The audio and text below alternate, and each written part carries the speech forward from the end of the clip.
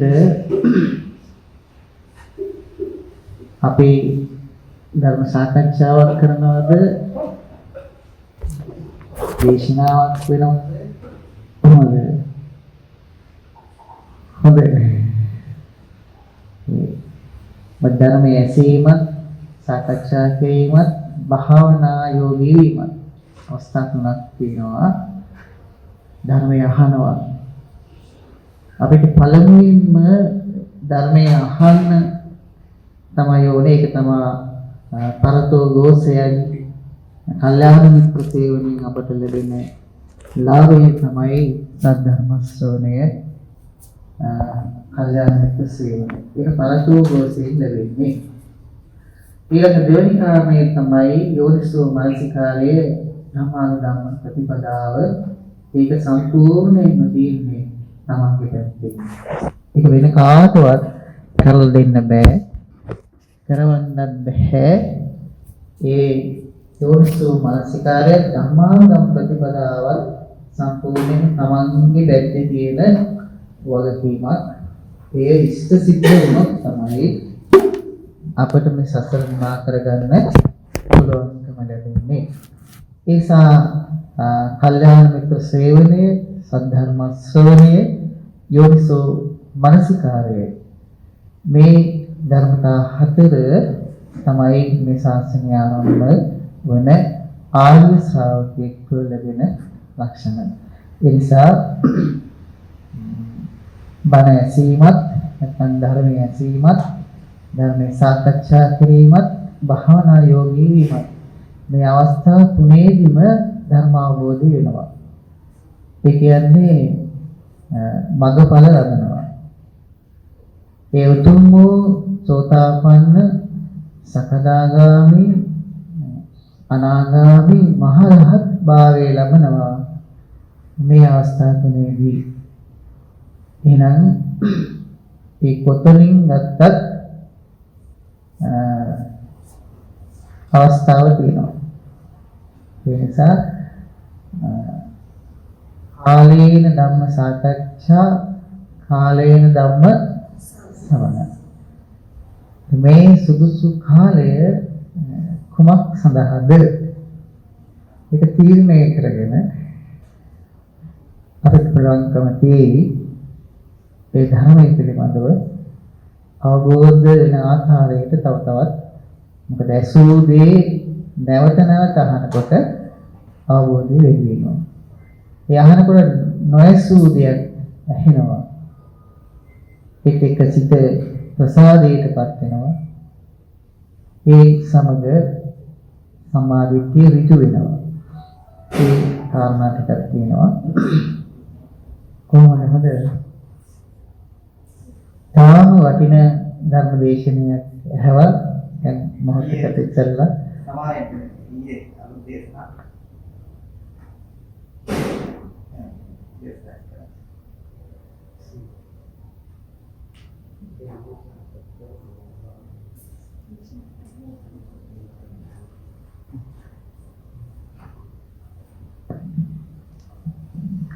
ඉතින් ධර්මයේ ටිකක් අහමු නේද? අද දෙයක අහනවා නේද? ඉතින් අපි ගොඩාක් වෙලාවට ධර්මයේ අහන එක තමයි ගොඩාක් වෙන්නේ. කොච්චර ඇහුවත් ධර්මයේ මේ ඇති වෙන්නේ නේද? එහෙම එකක් තියෙනවනේ දැන්. අපි සාමාන්‍ය කෙලෙස් බරිත වෙන, කෙලෙස් ඇවිස්සෙන, කෙලෙස් සහිත වූ වින්දනයක් ඔස්සේ අපේ හිත කය වචනේ මෙහෙවනකොට ඒ ටිකක් වෙලා යනකොට පොඩි ආස්වාදයක් තියෙනවා. නමුත් ටිකක් කාලගත වෙනකොට කාලයක් පා වෙනවා නේද? දැන් රස කෑමක් කනවා. මේ සතියෙම කෑවොත් කොච්චර රස වුණත් එපා වෙනවා. ලස්සන මිහිරි විඳින්න පුළුවන් සංගීතයක් ඇහෙනවා. එයින් අහනවා දවස් 3-4 පටියක් දෙකක්. සියක් විතර අහනකොට ආයෙ අහන්න හිතනවාද? නෑ එපා වෙනවා. රූප බලනවා මේ ටිකක් දවස් හොඳට බලනවා ඉතින් පේන රූප ටිකක් දවස් ආය යන්න මොකද වෙන්නේ? දැන් එපා වෙනවා නේද? ගෙදර රූප බලලා එපා වෙනවද? ඒක ඒ වගේම දැන් පහස ඒ වගේ මොන හරි දේවල් හිතනවා ඉතින් ටිකක් කල් හිතනකොට නේද ඒ හිතන එක එපා වෙනවා. ඒ කියන්නේ මේ අපි කෙලස් බරිතව තමයි ඒවා වින්දනයට යන්නේ. ඒ කෙලස් බරිත වින්දනයත් එක්ක අපි ඉන්නකොට මේ ආස්වාදයේ පිටයි ආදීනේ වැඩිනේ. ඒකට ආදීනයත් එක්ක තමයි අපිට දුක ගලාගෙන ඉන්නේ. අනිත්‍ය වූ දුක්ඛ අනාත්ම වූ ධර්මයන් හමුවේ අපි නිත්‍ය සුඛ ආත්ම වශයෙන් ඒවා තියාගෙන නිදින්න හැදුවට හැමදාම මේ රූප තියාගෙන බලලා නිදින්න හැමදාම මේ ශබ්ද ආහා නිදින්න තියාගන්නවා හැමදාම මේ ගඳ සුවඳ තියාගන්න හදනවා හැමදාම මේ රස විඳ ඉන්න හදනවා හැමදාම මේ පහස විඳ ඉන්න බලනවා හැමදාම ඉතින් හිතා ඉන්නවා තමන් කැමති අරමුණ ඔස්සේ හිතා විඳිනවා මේ ටිකක් දවස් යනකොට කෙලෙස් සහිත නිසා දුක ගලාගෙන එනවා කෙලෙස් කියන්නේ දුක ඒකට ඒ නිසා මේ සම්පූර්ණ අත්දැකීම මේ ලෝකයම දුකට පෙරලිලා කලකිරිලා ඉපාරලා යනවා ආය හැටවත් දකින්නවත් එපා කියලා කියනවා හිටුනම සංසාරේ කොහෙදවත් හම්බෙන්න එපා කියලා කියන මේ ඒව විඳලා එපා වෙන්නේ දුක ආපුවාම සැපම තියෙනවා නම් එපා වෙන්නේ නෑ නේද දුක එනකොට එපා වෙලා යනවා හැබැයි කලකිරෙනවා අතහරිනවා හැබැයි ආයේ අල්ලගෙන තියෙන්නේ ඒ වගේම දුක ගලාගෙන කලකිරෙන දෙයක් තමයි ආයේ හිත තියන්නේ අල්ලගෙන බැඳෙන්නේ තණ්හාවෙන් ඒවා විඳින්නේ ඒ නිසා මේ පංචකාමයට එක්ක ඒ විඳීම කෙලස් බරිත නිසා දුක තියෙන කාරණේ බේරෙන්න තැන හම්බෙන්නේ නැහැ ඉතින් මේ සද්ධර්මය අහනකොට එහෙම එපා වෙන්නේ නැහැ. දැන් මේ එන්න මෙහෙම ඉන්නේ ඇයි? කාගේවත් මෙහෙයීමකට නෙවෙයිනේ. තමන්ගේම හදපත්යෙන් නැගුණු ශ්‍රද්ධාවේ ඵලයක් තමයි මේ මහා රැය මේ පරිසරයේ මහා විශාල විදිහට බාධා සීතලේ සුළඟේ මේ දවස් පුරා ඉඳලා කය වෙහිසිලා ඉන්න වෙලාවක මේ දේශ අරගෙන ඉන්නේ ඒ සද්ධාවේ තියෙන ඵලයක්.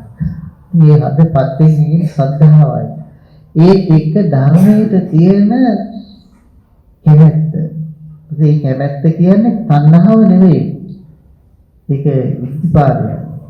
අදිස්ථාන ඡන්ද කැමැත්ත ඒ දුක නිමා කරගන්න තණ්හාව දුරු කරගන්න සසරින් නිදහස් වෙන්න ජරා මරණයෙන් නිදහස් වෙන්න තියෙන කැමැත්ත ඒ තණ්හාව වෙන්නේ නෑ ඒක ඡන්ද චිත්ත සිත පිළිටව ගන්නවා නිදිමත එනවා සීතලයි මේ කයේ වේදනාව එනවා ඉවසනවා හිත අදිස්ථාන කරනවා හිත පිටවගෙන අදිස්ථාන කර ඉන්නවා ඡන්ද චිත්ත ඒකට වීර්යයෙන් තමයි මේ සසර නිමා කරන්න ඕනේ කියලා ලෝතර බුදුරජාණන් වහන්සේ දේශනා කොට වදාළා. දුකු වීර්යයක් තියෙනවා. දවස පුරා ඉඳලා මේ වීර්යයෙන් වීර්ය කර ඡන්ද චිත්ත විරිය වීමංසා ආන්න විමසා බලනවා මේ ධර්මය අවබෝධයේ පිණිස. මොකද මේ විමසා බලනකොට තමයි ඒකම තාපෙත්තෙන් කියන යෝනිසෝ මානසිකාරය තාපෙත්තකින් කියනවා වොජ්ජංග ධර්මයේ හැටියට ධම්ම විචය බෝධි අංගයක් හැටියටයි. එතකොට අපි මේ දර්ශන ඥානයත් එක්ක නිවනට නැමුණු කොට අපි මේ ධර්ම විමසනවා නම් ඒ ලෝකෝත්තර සම්මාදිටියත් එක්ක අපිට බොජ්ජංග ධර්මයක් ඇටියට ඒ ධම්මවිචේ සම්මුතියන්ගේ වැඩිනවා. ඉගෙන විමසනවා. ඒකට ඡන්ද චිත්ත විරිය විමර්ශා මේ ඉදිපාද හතර අපිට තාම අවශ්‍යයි. ඒ නිසා තමයි මේ ඉන්නේ. ඒකට මේ ධර්මයට තියෙන රසය නේද? ඒ කැමැත්ත. ධර්මයේ කොච්චර ඇහැවත් එපා වෙන්නේ. අහන්න හරි රසයි. සබ්බ රසං ධම්ම රසං දිනාති. මේ සියලු රසයන් අතර තාම ඉහළ වටිනාම රසය තමයි ධර්ම රසය. ඉතින් මේ ධර්මයෙන් තේරෙන්න ලොකු සැනසෙල්ලක් ලැබෙනවා. ඒ සැනසෙල්ලත් එක්ක තමයි අර සිතේ ඇති වෙන ප්‍රීති ප්‍රමෝදිත බව නේද? ප්‍රමෝදිත බවක් ඇති වෙනවා. සිත පිනාගේ ප්‍රීතියක් සතුටක් ප්‍රමෝදිත බවක් එක්ක මේ ධර්මයට අවදි වෙනවා. තමගේ මනස අවදි කර ගන්නවා. ප්‍රඥාව අවදි වෙනවා. ප්‍රඥාවත් එක්ක තමගේ මේ ජීවිතේ දැක්ම ටික ටික හදා ගන්නවා. ඒත් මේ ධර්ම රසය තමම වටිනවා. ඒකට ඇලුණු නැත්නම් ඒකට කැමැත්තක් තියෙන්නේ අර ශ්‍රද්ධාවත් එක්කමයි. ඒකද තමගේ හදපත්යෙන් නැගුණු ශ්‍රද්ධාව ලෝතර බුදුරජාණන් වහන්සේ. ඒ උතුම් වූ නවලෝතර ශ්‍රී සද්ධර්මය. ඒ ආර්ය මහා සංඝ රත්නය කියන උතුම් ත්‍රිවිධ රත්නය කිරෙහි ඇතිවෙනා වූ ශ්‍රද්ධාව තමයි ශාසනයේ ආරම්භය. සද්ධා බීජයන් නේද? ඒකට බීජය දැන් අවදි වෙලා ඒ ටික දැන් මේ බල ගන්නවා. සද්ධා ඉන්ද්‍රිය ඊට සද්ධා බලයක් කියනවා. නේද? සද්ධාව බලයක්. ඒක අපි තුල ගොඩනගෙනවා සද්ධා විරිය සති සමාධි ප්‍රඥා කියලා ඉන්ද්‍රිය පහක්. ඒක අපේ මේ හිත ඇතුලේ සකස් වෙන තමන්ගේ පැත්තේ සකස් වෙන ඉන්ද්‍රිය පහක්. ඒක අපිට මේ ධර්මය අවබෝධ වෙන මේ ඉන්ද්‍රිය තමයි වැඩෙන්නේ. ඉන්ද්‍රිය බල ධර්ම වෙනවා. බල ධර්ම බොජ්ජංග ධර්ම වෙනවා. බොජ්ජංග ධර්ම ආර්ය මාර්ගයේ මාර්ගාංග සම්පූර්ණ වෙනවා. එතකොට මේ ශ්‍රද්ධාව ඊට පස්සේ වීර්ය, ශ්‍රද්ධා වීර්ය සති යන සිහියෝනේ. දැන් ශ්‍රද්ධාවක් තියෙනවා, වීර්යයක් තියෙනවා. සිහියදල මේ ඔක්කොම ඉවසගෙන ඇහැරගෙන නිදිමත හිතයට ඉන්නවා වීර්යය. දැන් සිහිය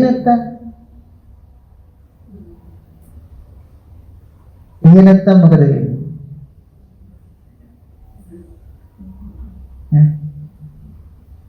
ඒ නැත්තම් මේ අපේ හිත පුංචි විතරකත් එක්ක එහෙම ඇවිද්දවනවා. ඊට පස්සේ ඒ කියන මොනවා කියනවද දැන් තේරෙන්නේ නැහැ. ඒකත් තමයි විතරකය. හිතට ආවොත් විතරකය.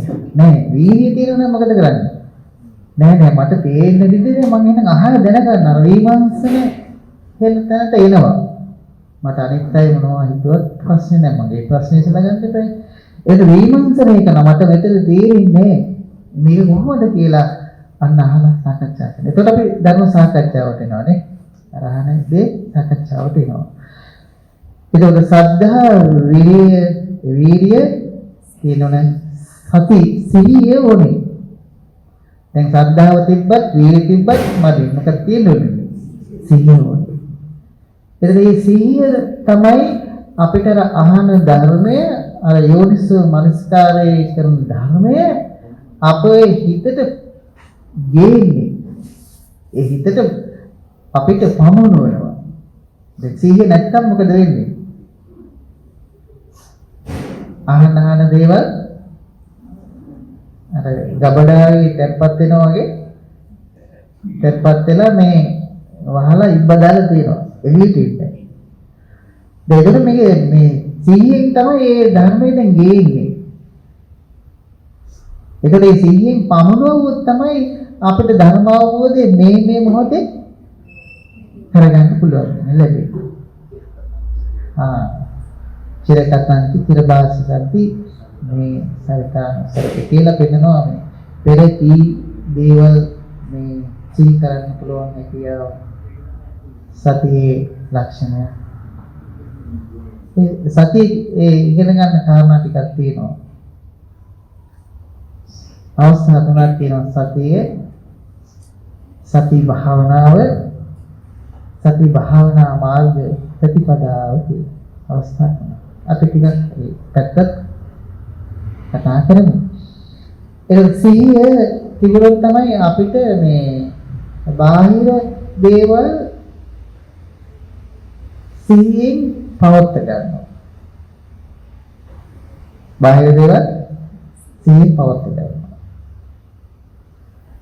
ඒ බාහිර දේවල්ට සිහිය නැත්තම් මොකද වෙන්නේ?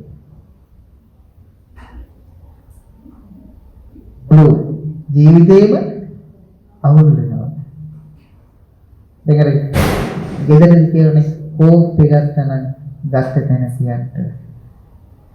ඒ පුංචි කාලේ හුරු කරනවා ඒක.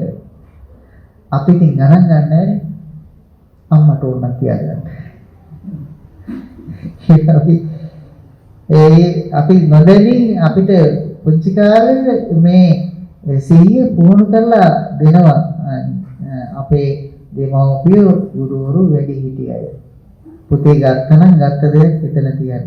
කරනවා නම් ඒ වැඩේ ඒ සිහිය ඇතුව කරන්න. නේද? උයනකොට සිහිය ඇතුව උයන්න.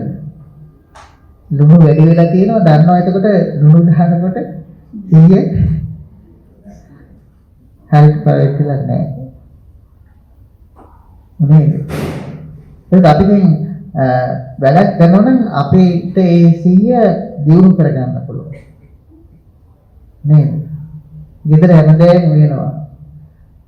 5 දිනක් විතර වැඩි වුණාම මේ අහනවා කොච්චර තියන්න ඕනේ කියලා අහනවා කියනයි. මේ ඇයි අහන්නේ? Tamanda ඒ කටයුත්ත කරද්දී දක්ෂතාවය සිහියක් දුන්නේ මේ ප්‍රමාණය මෙන්න මේ දෙන්නෙකුට. එතකොට මම ඉන්න පුළුවන් මොනාරි අර පොණ්ඩු හරි තියෙන දන්නවා ඒක මේකෙන් 3 දෙනෙකුට ඇති. එතකොට කාගෙන්වත් අහන්නවද? දැන් තමන් දන්නවා 6 දෙනෙකු දෙකෙන් එකයි. දැන් මේ අපි එක වේලයි කියන්නේ සාමාන්‍ය උදේටයි දවල්ටයි දෙකටම වෙනවනේ. මට තුනක් තමත් වෙන. එතකොට දන්නවා මෙච්චරයි. දැන් මම කියන්නේ මේ සිහිය අපි පුහුණු කරගන්න පළවෙනි අවස්ථාව මේ බාහිර දේ මනකට කලමනාකරණය කරගෙන පැවැත්ම ගන්න. අනික ඕනේ. ඒක තමයි. අනේ පුහුණුනකොට දැන් අපි ධර්මයට ආවට පස්සේ ඔන්න කියන කිස් ලොම් නිය දත් සාමා මේ ආකාරයෙන් තදපංච කියනවා. මේ භාවනා කමඨහන් වේවා. එතන මේ භාවනා කමඨහන වලිනකොට අපිට අන්නර සිහිය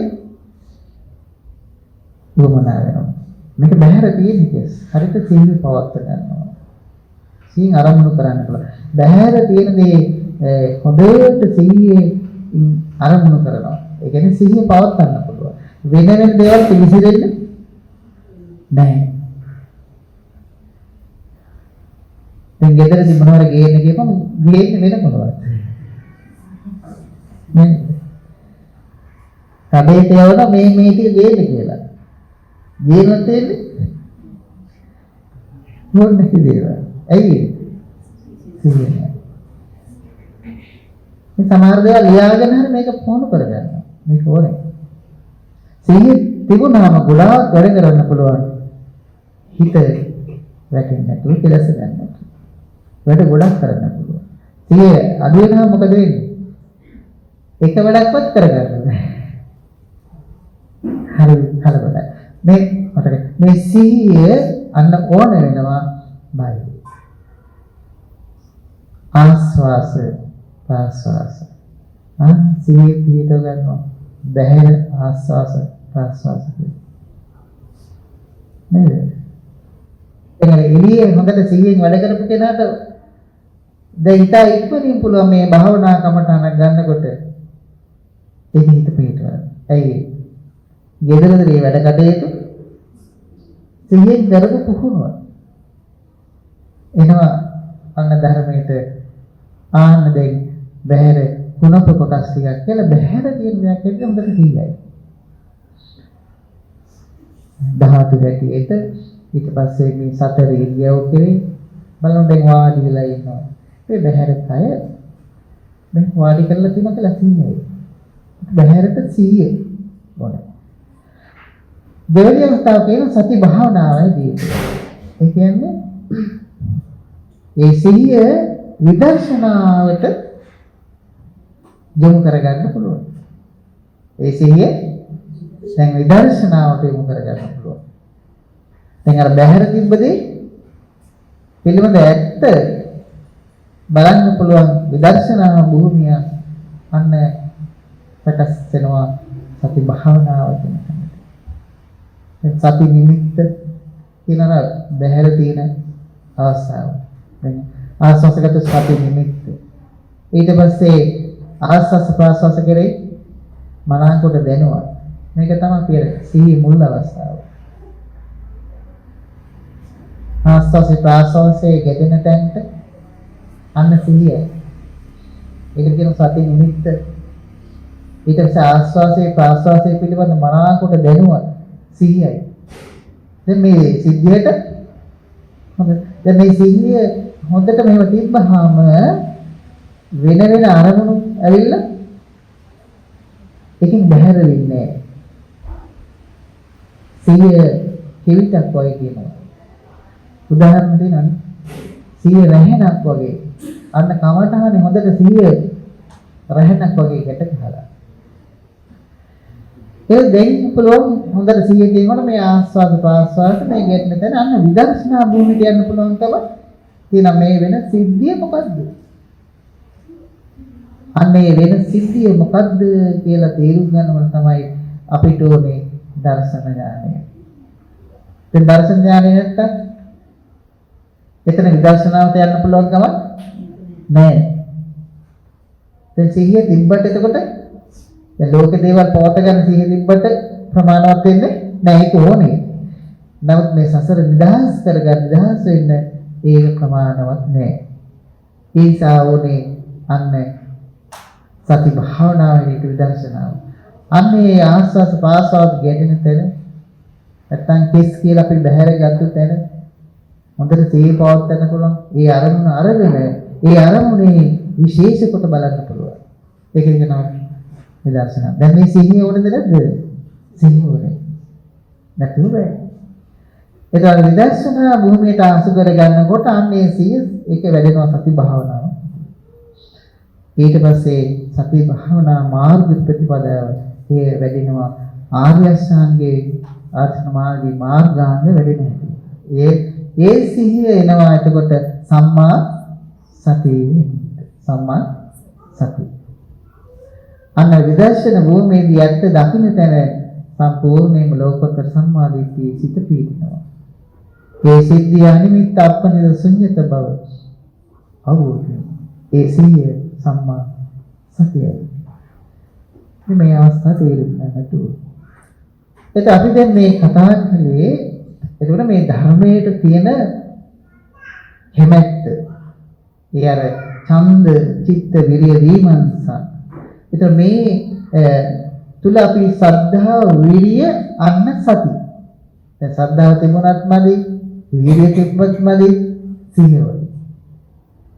දැන් අපි ගොඩාක් අහනවා ඊට පස්සේ මොකද වෙන්නේ?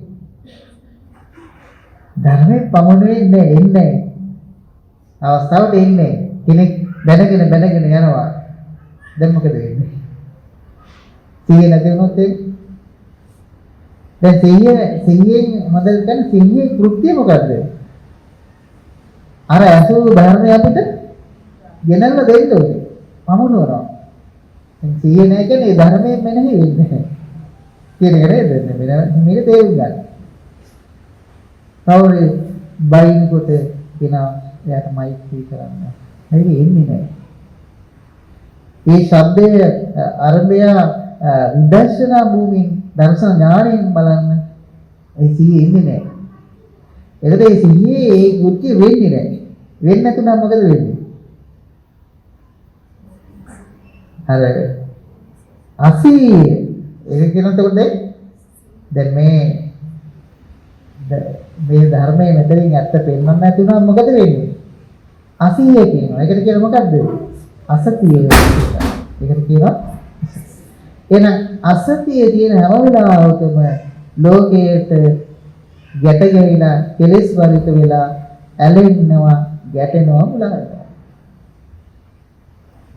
ඒක අපිට යම් අරමුණක් පේනකොට, ශබ්දයක් ඇහෙනකොට ඒකේ ඇලෙනවා, ගැටෙනවා, මුලා වෙනවා. ඒ සිහිනේ. ඒ අරමුණේ මුලාව දුරු කරන්න දන්නේ නැහැ. ඒ දර්ශනයනේ නැහැ. අහලා තිබෙන්නේ නැහැ. ඇයි සිහිය වෙන්නේ නැහැ. ඒ අරමුණේ ඇත්ත පෙන්වන්නේ. ඒ නිසා ඒ නිදින්නමයි ගන්න. ඒ නිසා තණ්හා වෙනවා. ඒක ගැටෙනවා. ඇලෙනවා, ගැටෙනවා, මුලා වෙනවා. එහෙනම් අසතියෙන් වෙන්නේ මොකද්ද? කෙලස් ඇත්තට ඇදගෙන යනවා. දැන් අර ලෝකයේ දේවල් ඔක්කොම කරද්දි මොකද වෙලා තියෙන්නේ? එයා සිහියෙන් තමයි කරන්නේ. ගෙදර දොරේ වැඩ කටයුතු ඔක්කොම සිහියෙන් කරනවා. හැබැයි ඒක විදර්ශනා භූමියද? ඒ සිහිය වෙන්නද? නැහැ. ඒක සසරට පැත්ත ගත්තාම සම්මුතියෙන් ගත්තාම මනාකොට සිහියක්ද අසතියක්ද? අසතියයි. කෙලස් වතේ ඒවා සිහියෙන් කරාට ඇලෙනවා, ගැටෙනවා, මුලා වෙනවා. අන්න එහෙනම් දර්ශන ඥානෙ නැහැ. මේ වැඩ කටයුතු කරද්දී දර්ශන ඥානය නැහැ. ඒ සම්මා දිට්ඨිය නැහැ. ඒ නිසා ඒ අරමුණේ මුලා වෙලා ඇලෙනවා, ගැටෙනවා. හැබැයි ලෝකෙ පැත්තේ සිහියක් තියෙනවා. ඒක හැබැයි ධර්මයේ පැත්තටම අසතියයි. සිහිමුලා වෙලා. ඒ නිසා දැන් සිහිය සති ඊට පස්සේ පෙන්නනවා සද්ධා, විරිය, සති, සමාධි. සමාධි කියන්නේ සමාධි කියන්නේ සිතේ එකඟකම. කොමකටද?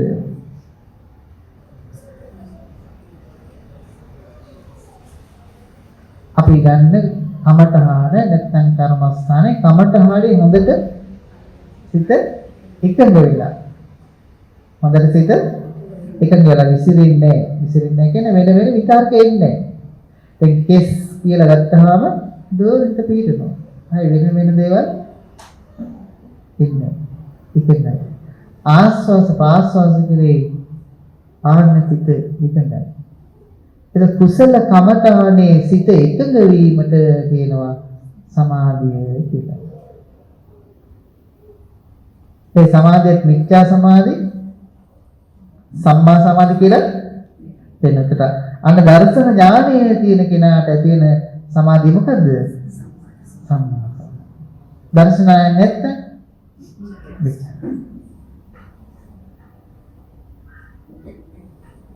කෙනෙක් වැඩගෙන යනකොට සිහිය නැද්ද? ලෝකෙ පැත්තෙන් සිහියයි. හරි ඕන දේවල් ඔක්කොම කියනවා. පරණ දේවලුත් එක්ක ඒ පැත්තට සිත සිහියකුත් තියෙනවා සිත එකඟකමකුත් තියෙනවා. නේද? හැබැයි ඔක්කොම අසතියයි මිච්ඡා සමාධිය. ඒ නිසා අන්න සිත එකඟ වෙනවා දැන් මනාකොට ඒකට සමාධි. ඊට පස්සේ ප්‍රඥාව. සද්ධා, විරිය, සති, සමාධි, ප්‍රඥා. ප්‍රඥා කියන්නේ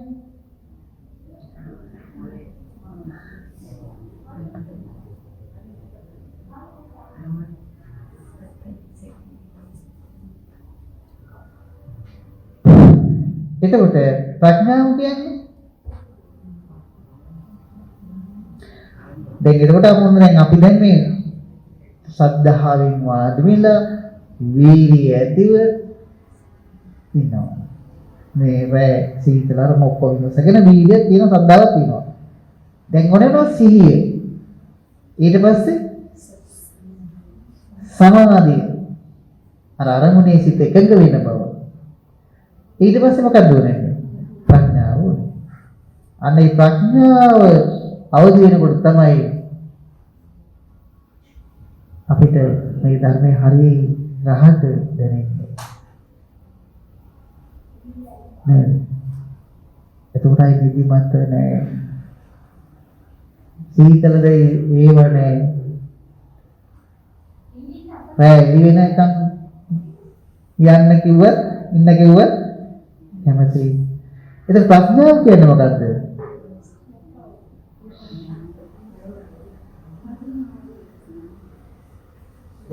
අපිට එන අරමුණේ, ඒ කියන්නේ ඇහැට එන අරමුණ, කනට එන අරමුණ, ශබ්ද අරමුණ, නාසයට දැනෙන ගඳ සුවඳ, දිවට දැනෙන රස, කයට දැනෙන ආස, මනසට දැනෙන අරමුණ. මෙන්න මේ අරමුණේ මනාකොට සිහි ඇතිව, එතකොට සිහි ඇතිව කියනොත් දන්නවා ඒ අරමුණේ සිත එකඟ වෙනවා. සමාධියකුත් තියෙනවා. ඊට පස්සේ මොකද කරන්නේ කියන්නේ? ප්‍රඥාවෙන් ඒ අරමුණ සිඳින්න කියනවා. මොකක්ද සිඳින්න කියන්නේ? ඒ අරමුණේ කෙලෙස් සිතක සිඳින්න කියනවා. ආන්නේට ඒ අරමුණේ ප්‍රඥාව කියන්නේ ත්‍රිලක්ෂණය. මොකක්ද? අනිත්‍ය බව, දුක් බව, අනාත්ම බව. දැන් අපි බලමු ශ්‍රද්ධාව ඇති වෙන්නේ කොහොමද? ශ්‍රද්ධාව ඇති වෙන්නේ කොහොමද?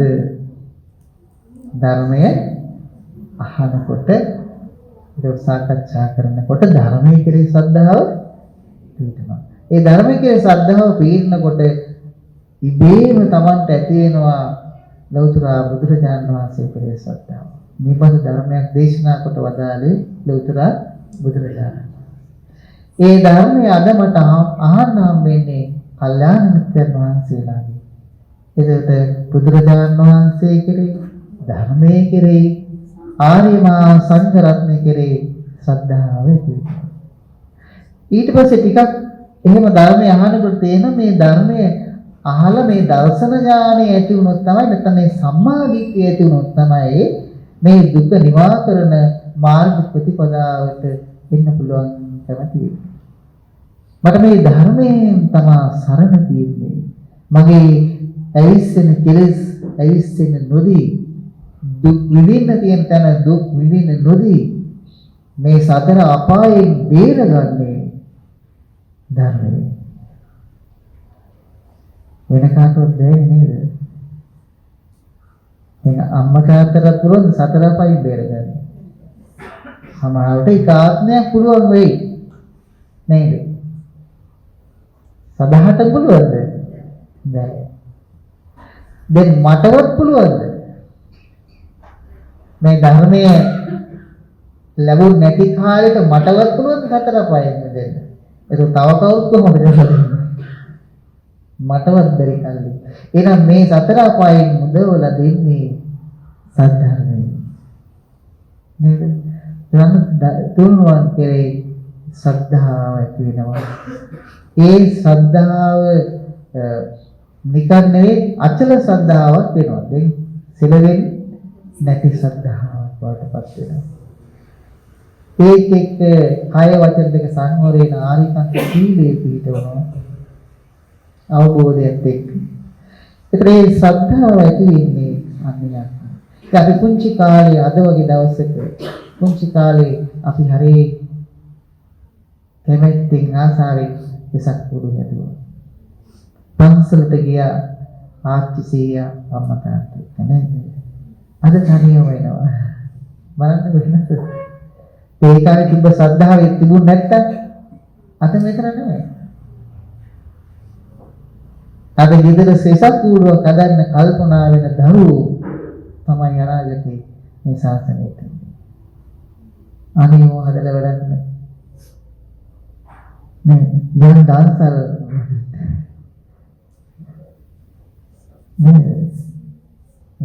මේව කරනවා නේ. අපි ආවේ එහෙමනේ. වෙසක් එකල තියෙන අසිරිය අපි අදටත් දැනෙනවනේ.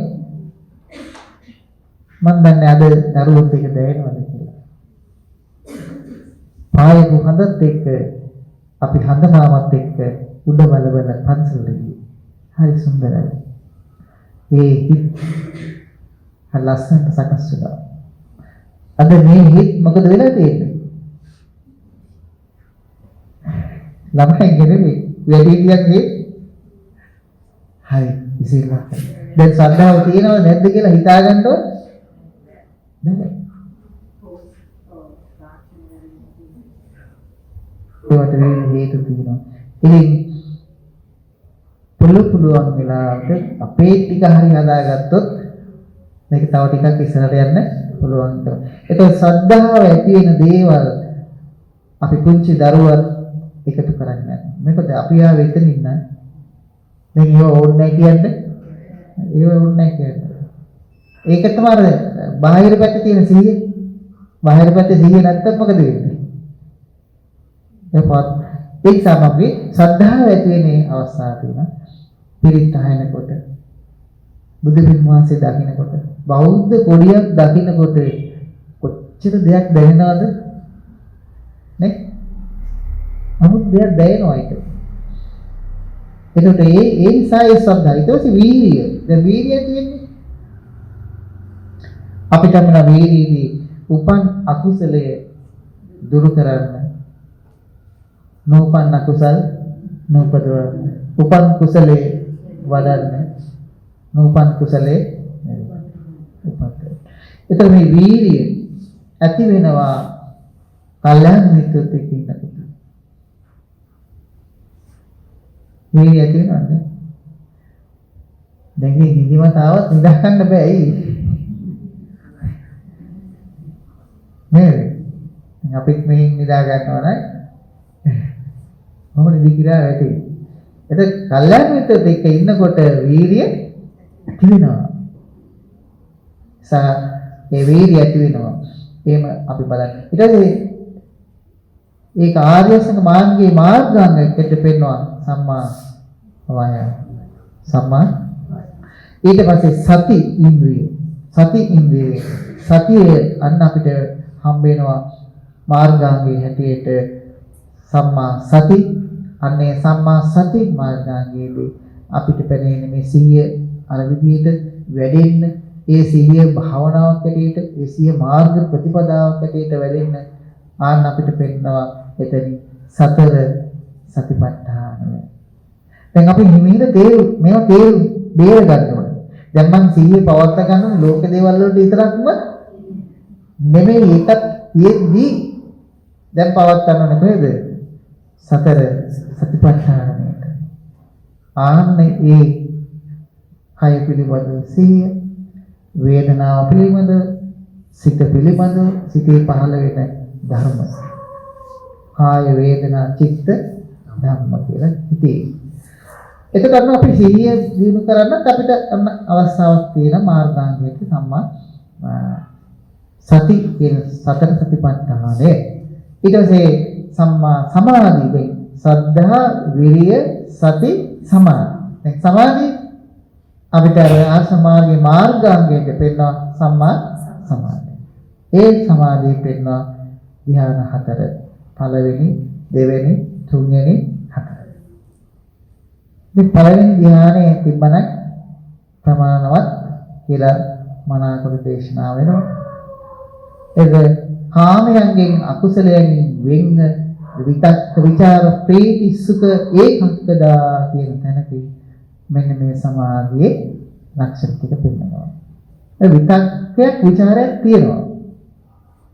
එන අරමුණට හිතන්න පුළුවන් විතක්ක ਵਿਚාරයක් තියෙනවා. හැබැයි එය කාමයන්ගෙන් අකුසලයෙන් වෙන් වෙලා. මොකද්ද කාමය කියන්නේ? මොකද්ද කාමය කියන්නේ? පංචකාමය. මොනවාද පංචකාමය? රූප, ශබ්ද, ගන්ධ, රස, පහස. ඒක මේක පහ. ඒක මේ පංචකාමයෙන් වෙන් වෙච්ච අකුසලයේ කියන්නේ කාමයෙන් අකුසලයෙන් වෙන් වුණු විතක්ක ਵਿਚාර ප්‍රීති සුඛ ඒකක්කත. ඒ අකුසලයේ කියන්නේ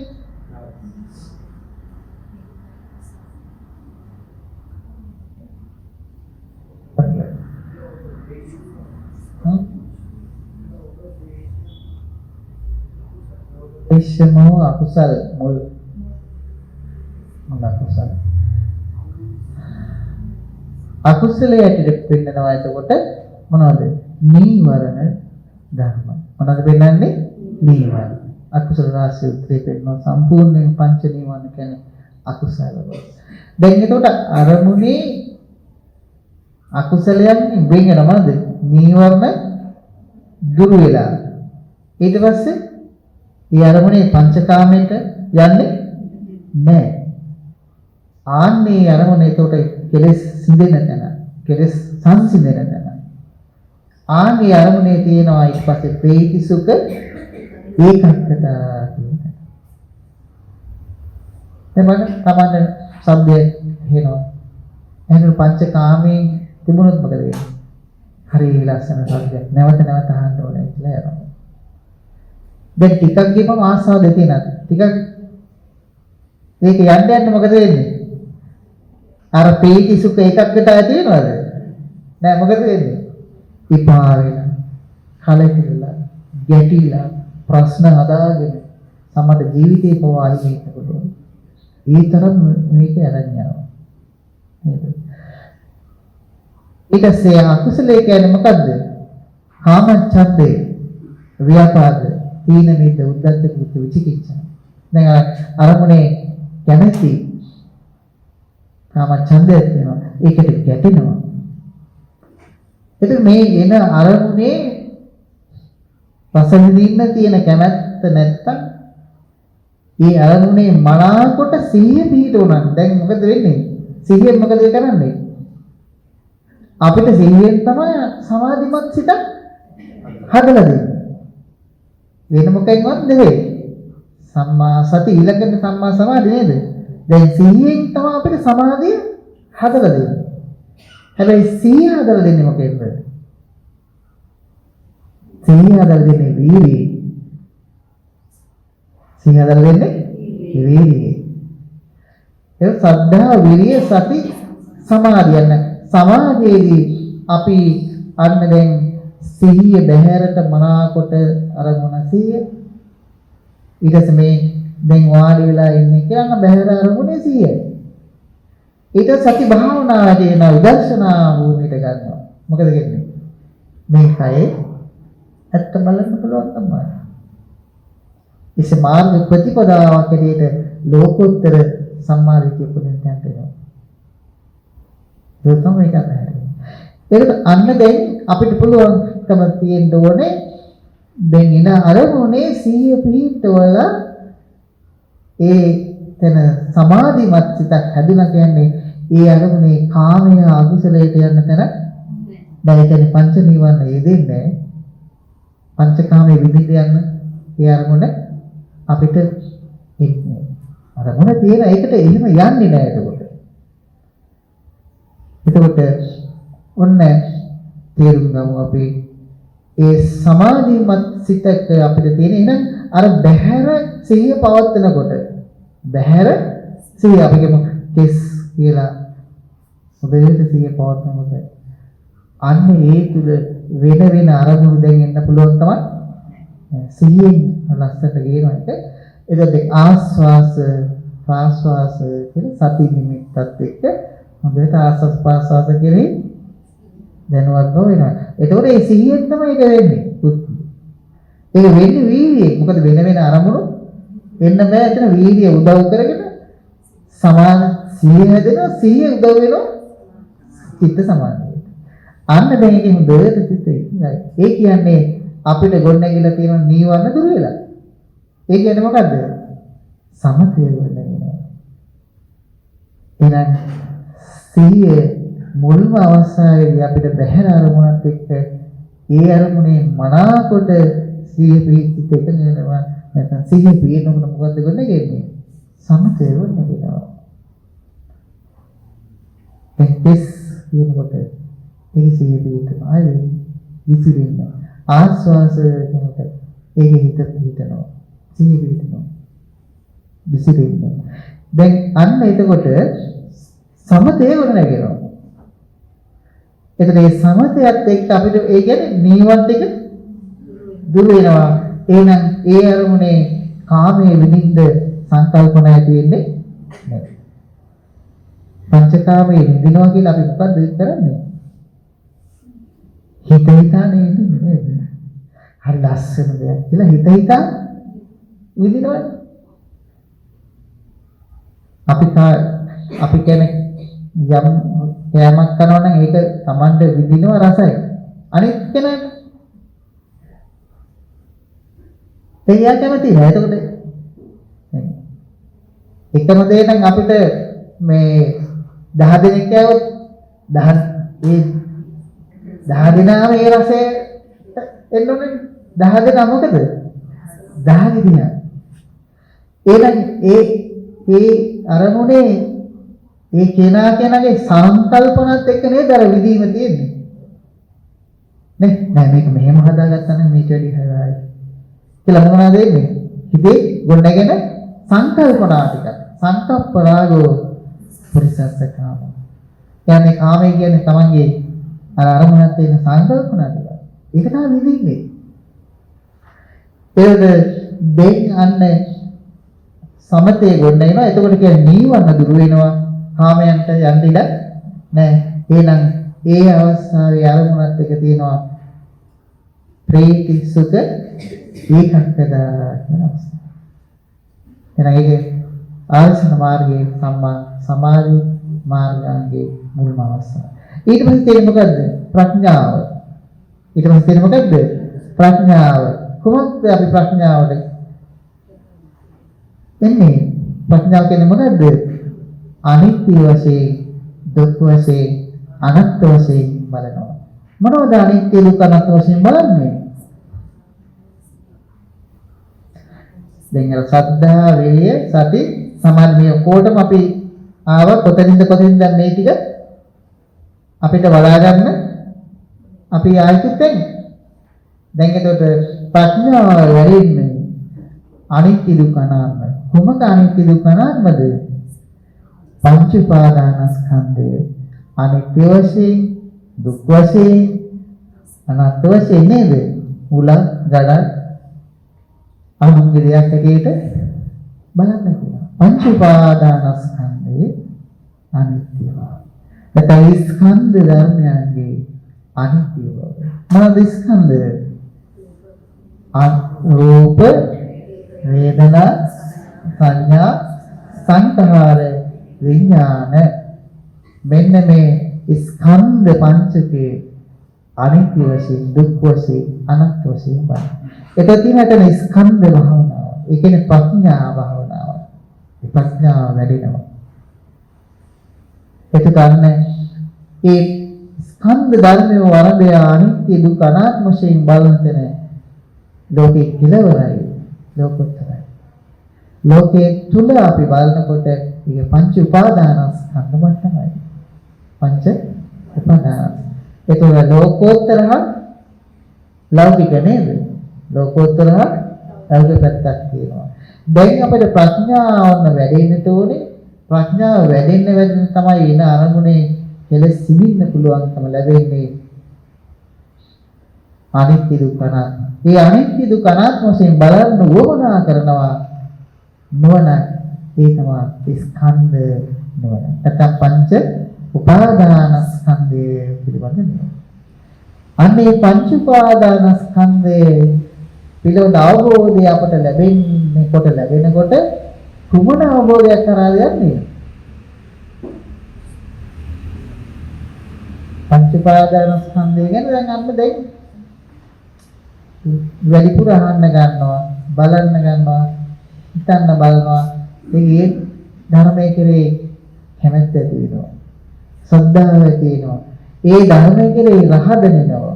ඒක නැවත නැවත කොච්චර හවත් ඒ ධර්මය අහලා අවබෝධ.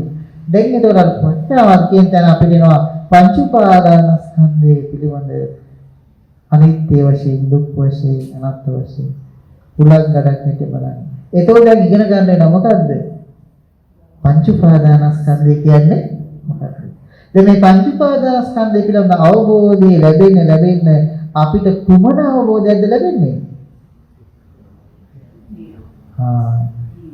චතුරාර්ය සත්‍ය ධර්මයේ මුල්ම ආර්ය සත්‍ය අවබෝධ වෙන මොකද්ද? දුක්ඛ ආර්ය සත්‍ය. දුක අවබෝධ කරන්න. ඒ දුක අවබෝධ කරන්න දුක පිරිසිදු දකින්න කියනවා. ඒ දුක පිරිසිදු දකින්න අන්නර නිදින්න තියෙන කැමැත්ත, ඒ තණ්හාව දුරු වෙනවා. ඒ තණ්හාව ශේෂයක් නැතුව දුරු වෙන්නේ අවිද්‍යාව දුරු වෙනවා. එහෙනම් ඒ අවිද්‍යාවගේ නිරෝධය, තණ්හාවගේ නිරෝධයත් නිරෝධ ධර්මතාවය. ඒ සඳහා මාර්ගය ආර්යංක මාර්ගය. දැන් ප්‍රඥාවත් එක්ක අන්න මේ පංච උපාදානස්කන්ධය අනිත්‍ය වශයෙන්, දුක් වශයෙන් බලනකොට මොකද වෙන්නේ? සමුදය දුරු වෙනවා. ඒ කෙරෙහි තියෙන තණ්හාව දුරු වෙනවා. දුරු වෙන්න නිරෝධය සාත් වෙනවා.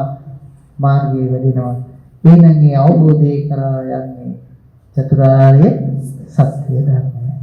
දැන් සද්ධා, විරිය, සති, සමාධි, ප්‍රඥා. දැන් අපේ ඉන්ද්‍රිය මට්ටමේ ඒ ඉන්ද්‍රිය මේ අවබෝධයෙන් ඉන්න බල මට්ටමටපත් වෙනවා. ඒ ඉන්ද්‍රිය බල බොද්ධංග ධර්මයනවා. බොද්ධංග ධර්මයේ චතුරාර්ය සත්‍ය අවබෝධය කරා පමුණවනවා. ඒ නිසා අපි මේ දැන් කතා කළේ ධර්මයේ තියෙන රසය. ඒක ආරම්භ වෙන්නේ මේ ධර්මයේ රස දෙවුනහම මේ ඉන්ද්‍රිය ධර්මات එක තමයි වැඩිලා ආ චතුරාර්ය සත්‍ය අවබෝධය කරාම ගෙනියනවා. ඒ ධර්මයට ඇති කැමැත්ත, ශ්‍රද්ධාව. ඒ ඉද්ධිපාද හැටියට ඡන්ද චිත්ත විරිය විමර්ශය කියනවා. අපි මේ ධර්මය අහන්න සාකච්ඡා කරන භාවනා කරන්න දර්ශන ඥානයත් එක්ක ගොඩ නැගිලා ඉන්නේ ඉන්ද්‍රිය ධර්ම ටික. සද්ධා, විරිය, සති, සමාධි, ප්‍රඥා. බල ධර්ම උනාට පස්සේ කාටවත් ආයි හොලවන්න පුළුවන් තමයි නැහැ. ඒ සාමේ ධර්මයේ කෙරේ රස දැනෙනකොට ඒ ධර්මයේ නැවත නැවත අහන්න, නැවත නැවත සාකච්ඡා කරන්න, භාවනා යෝගී වෙන්න අවස්ථාව හොයලා ඉන්නේ. රස කෑමක් දැන් කන්න උවමනා වුණා මොකද වෙන්නේ? ආස දෙයක් අහන්න උවමනාව තිබ්බහම මොකද වෙන්නේ? ඒක හොය යනවද නැද්ද?